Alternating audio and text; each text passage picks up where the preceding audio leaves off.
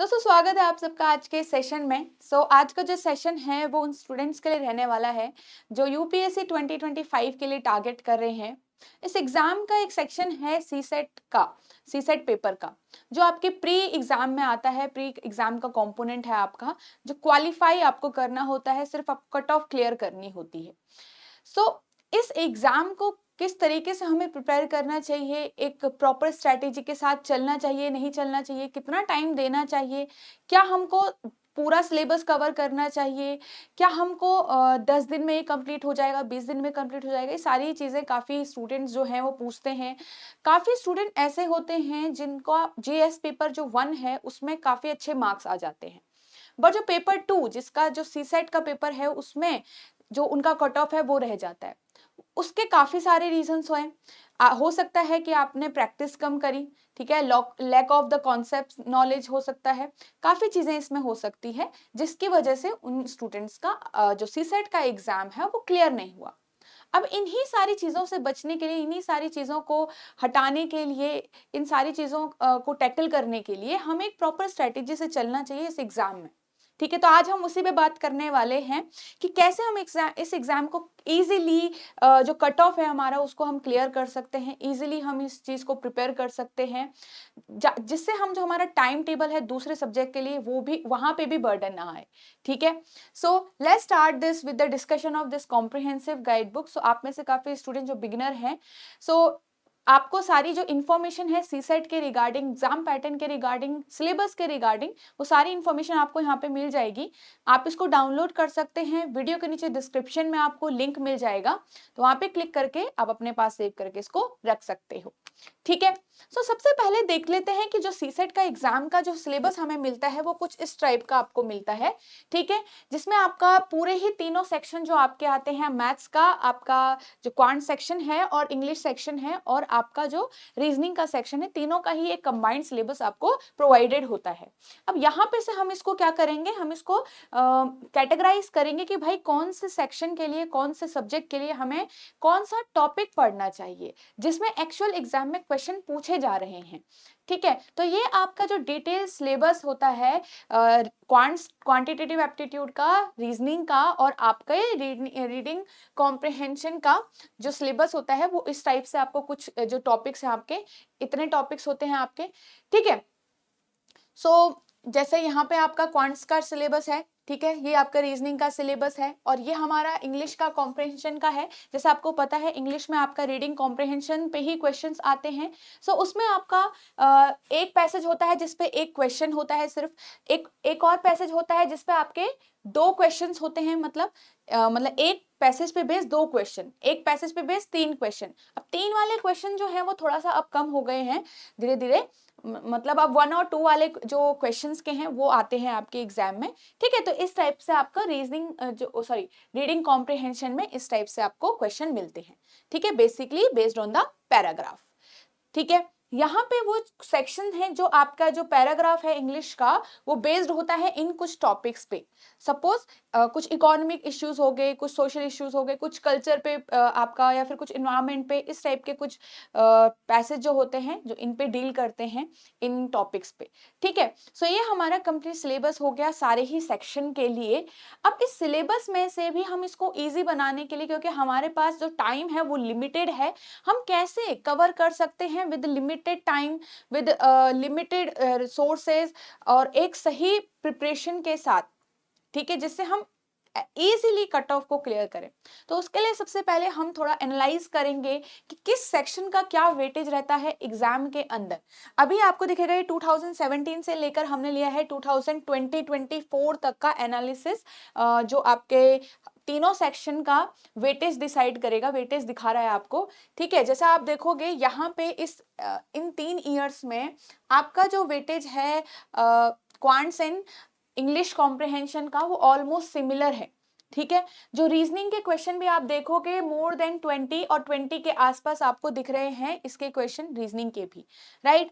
ये सारा ही जो वेटेज है मोर देन 20 क्वेश्चंस का है, मतलब 25, 21, 22 इस अराउंड आपके क्वेश्चन यहाँ पे तीनों ही सेक्शन से आपको दिख रहे हैं। बट आफ्टर 2020 इसमें क्या होता है देख रहे होंगे आप लोग कि 35 अबव क्वेश्चंस आपके क्वांट सेक्शन से पूछे जा रहे हैं, ठीक है, जिसमें आप देख रहे होंगे इन ईयर्स में सारे आपके 35 more than 35 questions are from quant section. Then reasoning का जो वेटेज है वो डिक्रीज होता है यहाँ पे आपका 2021 में 2020 से लेकर यहाँ पे, ठीक है। फिर 2024 में आपके 15 क्वेश्चंस आते हैं रीजनिंग के, जो 2023 में 11 या 12 थे आपके रीजनिंग सेक्शन से, ठीक है। यहाँ पे इंग्लिश कॉम्प्रिहेंशन का अगर आप एक देखोगे एक पूरा वेटेज का पार्ट, तो आप देखोगे अराउंड 25 क्वेश्चंस आपके इंग्लिश से पूछे जा रहे हैं। तो आप एक वो लगा सकते हो, एक मतलब इसमें एक अनुमान कर सकते हो कि आपका 15 के अराउंड रीजनिंग से आप देख सकते हो, ठीक है, +1 +2 -2 हो सकता है यहाँ पे, ठीक है। 15 के अराउंड रीजनिंग से आप देख सकते हो, 30 के अराउंड आप क्वांट से देख सकते हो, और 25 के अराउंड आपके किस सेक्शन से आ जाएंगे, इंग्लिश सेक्शन से आप देख सकते हो, ठीक है। तो इस हिसाब से आपको अपनी प्रिपरेशन रखनी है, इस हिसाब से आपको अपना जो मेंटल कैलकुलेशन है वो करना है, आपको इस तरीके से तैयार रहना है कि यहाँ से आपको इतने इतने क्वेश्चंस देखने को मिलेंगे। अब हम बात करते हैं यहीं से एनालिसिस के बाद, जब हमने देखा कि हमारे पास इंपॉर्टेंट टॉपिक्स क्या हैं, अगर क्वांट्स और रीजनिंग की बात की जाए जिसमें आपको डिफरेंट टॉपिक्स को प्रिपेयर करना होता है, तो क्या इंपॉर्टेंट टॉपिक्स है जो हमको सबसे पहले और सबसे अच्छे से प्रिपेयर करने हैं, जो आपको हर साल देखने को मिल ही रहे हैं और जो सबसे ज्यादा पूछे जा रहे हैं, ठीक है। तो दीज आर इंपॉर्टेंट टॉपिक्स। जैसे क्वांट्स में हमने देखा होगा नंबर सिस्टम से काफी सारे क्वेश्चन आते हैं, सारे जो टॉपिक्स हैं उनसे ज्यादा क्वेश्चन आपके नंबर सिस्टम से आते हैं। सो अब आपको पता है कि भाई मुझे इस चैप्टर को, इस टॉपिक को कैसे कवर करना है, बहुत ही अच्छे से, बहुत ही कॉन्सेप्चुअल अच्छे से पढ़ना है आपको, ठीक है। तो इसी तरीके से आप डिसाइड करो कि जितने भी आपके इंपॉर्टेंट टॉपिक्स हैं इनको आपको तैयार करना है, कॉन्सेप्चुअली जो टॉपिक्स हैं उसको आपको कंप्लीट करना है, बेसिक्स को अच्छे से कवर करना है। तो ये सारी चीजें आप यहाँ पे से देखोगे, ठीक है। So these are your important topics of quants and reasoning, ठीक है। तो आप इसको अच्छे से पढ़ सकते हो। Now next for English comprehension, आपको अब वहां पे तो हमने देख लिया क्वांट्स एंड रीजनिंग में कि क्या टॉपिक हम कवर करेंगे, इंपॉर्टेंट टॉपिक्स जिनको हमें अच्छे से पढ़ना है। इंग्लिश में हम क्या ध्यान दें, क्योंकि हमारा तो रीडिंग कॉम्प्रिहेंशन आता है, वो भी डिफरेंट टॉपिक्स पे बेस्ड आता है, ठीक है। अब यहाँ पे हमें ध्यान देना है कि ये जो कॉम्प्रिहेंशन है उसका क्या हमारा किस तरीके से हमें रीड करना है, किस तरीके से हमें आंसर करना है। सबसे पहले तो हमें कॉम्प्रिहेंशन को अच्छे से समझना है, जो भी पैसेज आपको गिवन है उसे अच्छे से कॉम्प्रिहेंड करना है, एक्चुअली में पूछा क्या गया है, एक्चुअली में बोला क्या गया है, वहां पे क्या इंफॉर्मेशन जो है हमारे पास वो हम समझ पा रहे हैं या नहीं समझ पा रहे हैं ढंग से, ठीक है। सो देन यहाँ पे आपको देखना है कि are you able to skim through the passage, आपको जल्दी से जल्दी स्किम करना है, रीड करना है पैसेज को। फिर आपको देखना है कि आप जो इन्फॉर्मेशन आपको मिली है कि आप उसको अच्छे से कॉम्प्रिहेंड कर पा रहे हो, समझ पा रहे हो कि नहीं समझ पा रहे हो। जिस भी टॉपिक पे वो बेस्ड वो पैसेज है, क्या आपका जो टॉपिक है वो टॉपिक पे आपका नॉलेज सही है, मतलब आप उसको जानते हो उनके बारे में या नहीं जानते हो, ये चीजें आपको देखनी है, ठीक है। Then you have to know how to eliminate the incorrect option. So आपको जो करेक्ट ऑप्शन है उसको चूज करने में ज्यादा इजी होगा। जो आप प्रोसेस जब आपका होता है, आपको ऑप्शंस में डिसाइड करना होता है क्या करेक्ट है, तो कुछ ऑप्शन ऐसे होते हैं जिनको हम डायरेक्ट एलिमिनेट कर सकते हैं, ठीक है। तो ये आपको समझना है, ठीक है। And then you have to get the accuracy. अब आपको एक्यूरेसी भी लेके आनी है, जो भी पैसेज में आप आंसर कर रहे हो, जब भी आप टेस्ट दे रहे हो, प्रैक्टिस कर रहे हो, तो आपको एक्यूरेसी लेके आनी है अपने अटेम्प्ट्स में, इंग्लिश के सेक्शन में, ठीक है।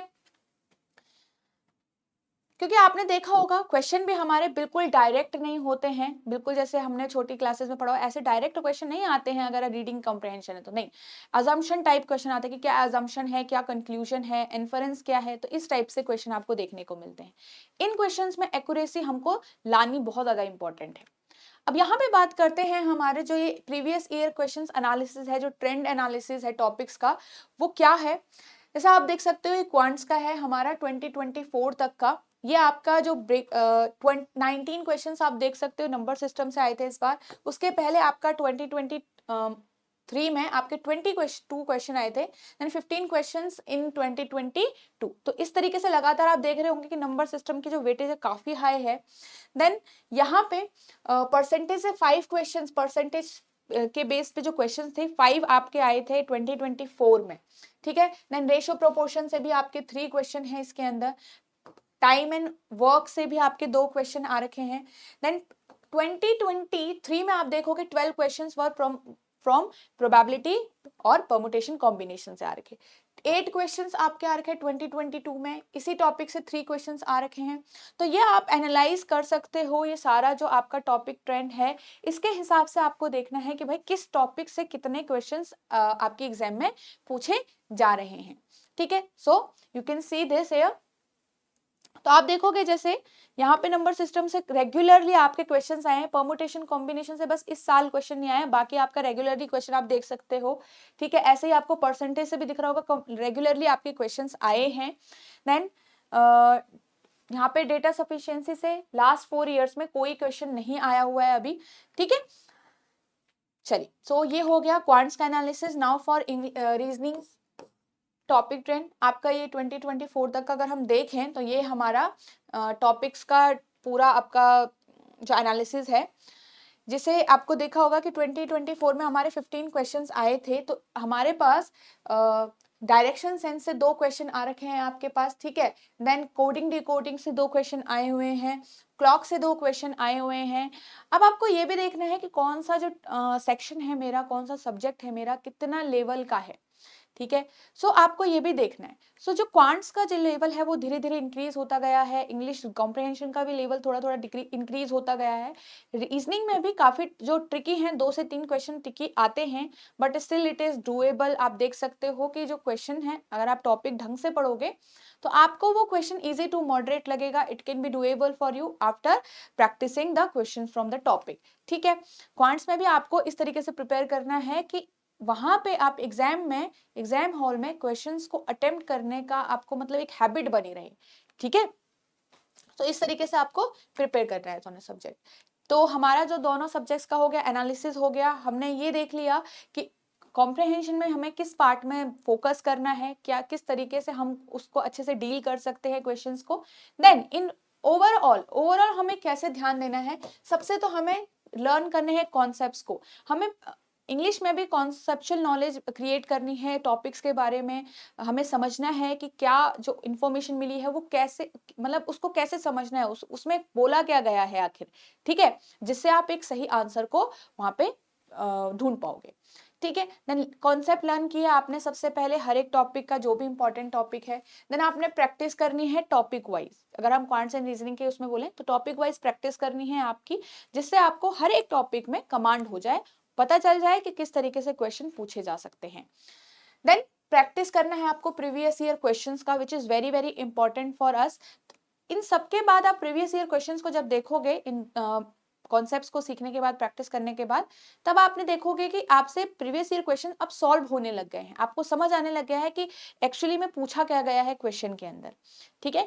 सो आपको प्रीवियस ईयर क्वेश्चन प्रैक्टिस करने हैं, आपको सेक्शनल मॉक टेस्ट देने हैं हर एक सेक्शन के अंदर, मतलब आप जो एक सेक्शन है उसमें आप पूरे अच्छे तरीके से टॉपिक्स को सॉल्व कर पाओ, क्वेश्चंस को सॉल्व कर पाओ, ठीक है। सेक्शनल टेस्ट देने हैं अगर आपको लगता है कि और प्रैक्टिस आपको चाहिए है, ठीक है। Then full length mock test आपको जरूर देने हैं, which is very important for us, क्योंकि यहाँ पे से आपको देखेंगे कि हम पूरे सेक्शन में जो 80 क्वेश्चन है हमारे पूरे, हम कैसे पढ़ रहे हैं, हम कैसे सिलेक्ट कर रहे हैं क्वेश्चन, हम कट ऑफ क्लियर कर पा रहे हैं कि नहीं कर पा रहे हैं, एक कंप्लीट रियल एग्जाम की तरह, ठीक है। तो फुल लेंथ मॉक टेस्ट में आपको देखना है कि क्या आपके वीक एरियाज हैं, ठीक है, क्या आपके वीक एरियाज हैं, क्या आपके स्ट्रॉन्ग एरियाज हैं। तो इनको आपको देखना है, किस टॉपिक में आप ज्यादा वीक हो उसको आपको अच्छे से पढ़ना है अगर वो इम्पोर्टेंट है, ठीक है।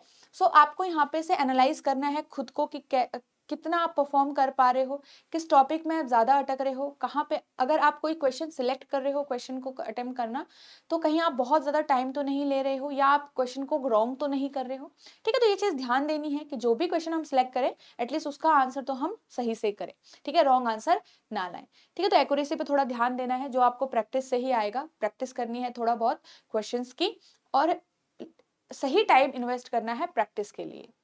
ठीक है, तो प्रैक्टिस से काफ़ी चीज़ें आपकी ईज़ी हो जाएगी, आपको हैबिट बनती रहेगी क्वेश्चंस को सॉल्व करते रहने की। बिकॉज़ जो घर पे बैठ के हम चीज़ों को अगर पढ़ते हैं वो डिफरेंट होता है और रियल एग्ज़ाम में जब हम क्वेश्चन को अटेम्प्ट करेंगे वो हमारा डिफरेंट होता है। ठीक है? So this was all about the UPSC CSET, how we can tackle the sections, how we can uh, make it easy for us, कैसे हम कट ऑफ को इजीली क्लियर कर सकते हैं। ठीक है, so now this is the course hair.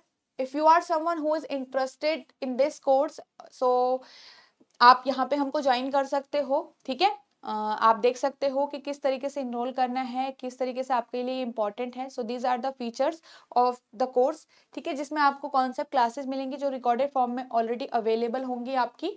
ठीक है, जिसमें आपके टेस्ट सीरीज हैं, टेस्ट सीरीज आपके फुल लेंथ टेस्ट सीरीज भी हैं, टॉपिक टेस्ट भी है इसके अंदर और सेक्शनल टेस्ट भी आपकी इसके अंदर आपको अवेलेबल होंगी। Then weekly live doubt session आपके लिए जाते हैं। अगर आपको कोई डाउट है तो वीकली बेसिस पे you can ask your mentor. Then live revision classes भी आपकी होती हैं जिसमें हम लाइव रिवाइज करते हैं, टॉपिक्स को प्रैक्टिस करते हैं टॉपिक्स की, जिसमें आप अगर आपका डाउट होता है किसी क्वेश्चन में भी तो आप लाइव वहां पे पूछ भी सकते हो। ठीक है, सो ये सारी चीजें आपकी इस कोर्स के अंदर है। So if you are someone who is interested और आपको ज्यादा डिटेल में चीजों को जानना है, so you can call us on this number.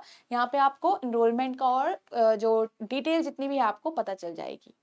ठीक है, सो आई होप आपको जो आज का सेशन है वो अच्छा लगा होगा एंड आपको जो प्रिपरेशन है आपकी अब थोड़ा सा इजी हो जाएगी और आपको ज्यादा चीजों को अब ढूंढना नहीं पड़ेगा क्योंकि हमने सिलेबस यहाँ पे आपको मिल गया है, इंपॉर्टेंट टॉपिक्स आपको पता चल गए हैं, वेटेज आपको पता चल गई है और एनालिसिस हमने कर ही लिया है क्वांट्स और रीजनिंग का, तो आपको पता होगा कि हमें किस टॉपिक पे कितना ध्यान देना है। Okay, now if you are someone who wants to know more about UPSC CSET examination, so यहाँ पे आप edutype.co.in वेबसाइट पे जाकर ब्लॉग्स को रीड कर सकते हो। ठीक है, सो यहाँ पे अब कैटेगरीज में यूपीएससी सीसेट को चूज करोगे तो ये सारे ब्लॉग्स खुलेंगे आपके सामने। ठीक है, तो आप इनमें से जो भी आपको लगता है you want to read something, so आप इसमें से रीड करके इसको पढ़ सकते हो। ठीक है, so that's all for today's session. So thanks for watching the session, guys.